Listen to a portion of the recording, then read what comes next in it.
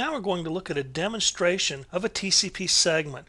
We're actually going to look at a Wireshark capture that shows some TCP traffic. And while it will look different than the diagram does, as I said, the diagram can be a little bit difficult to follow, but when you see how an actual segment looks, you can see how they pretty much map together.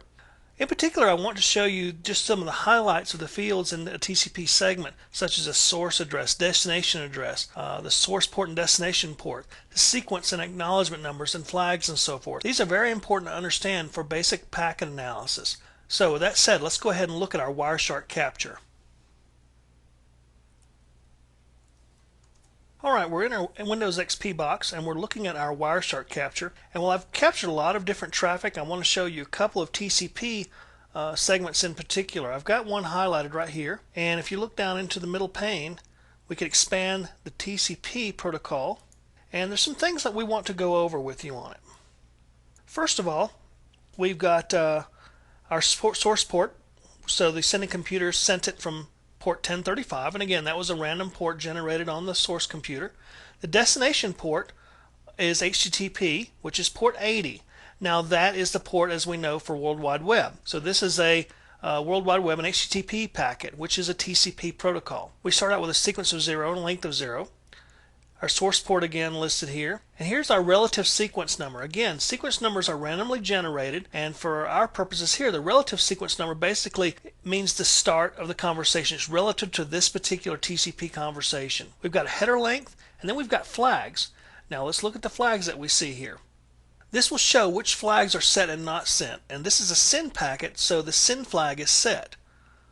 So if you look down through here, these flags, there's all 8 flags here: congestion window, echo not set, urgent, acknowledgement, push, reset, send, and fin. All of these are 0 except one, and that's the send. So we know that that is a send packet. Here's our window size, which as we know, is what the receiving computer can receive at a time. And that's set up front, and if it changes, the receiving computer will send that window size back, saying what the maximum amount of data it can receive is. Here's our checksum, which has been deemed to be correct. And this was generated automatically when the packet was first generated, when the segment was generated and sent out. The receiving computer will basically check this checksum, it'll recalculate, and if it matches, then the segments match and there was no damage to the data in transit. So we've got the checksum here, and we've also got options, different options that we can see. And these basically talk about maximum segment size and other options as well.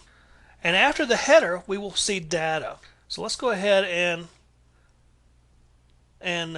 minimize this, and let's move on to another packet. Now we're looking at the header information. The data will actually be down here in the data pane. Let's look at another one, the one that comes right after it.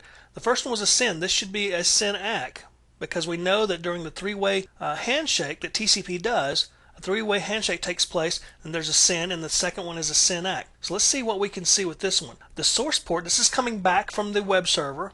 So source port is port 80. And it's headed back to the original source port. So these ports are maintained throughout the conversation so that the conversation can be kept track of. The sequence number from the receiving computer, and the acknowledgement number, and the header length and the flags. And in this case, we have send and ACK set. So we know that this is the second part of a three-way conversation, a three-way handshake. It confirms the same window size. It hasn't changed that.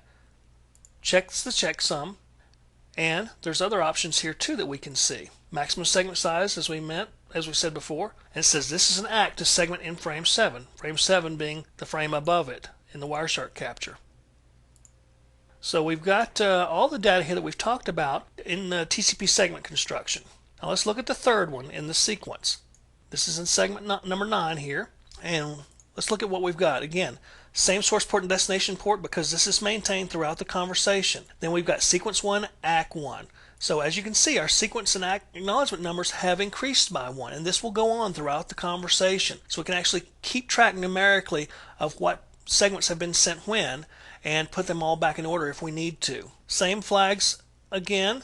This time the ACK is set, window size is still the same, and the checksum checks out. Let's look at our sequence ACK analysis. Basically, this is an ACK to the segment in frame 8, so it tells you that it comes right after that segment. So that's essentially all there really is to TCP header. And as we've seen, the packet construction, or the segment construction rather, is not too much different than other segments. And as we go through the analysis of TCP packets and so forth, you'll use this information throughout the course.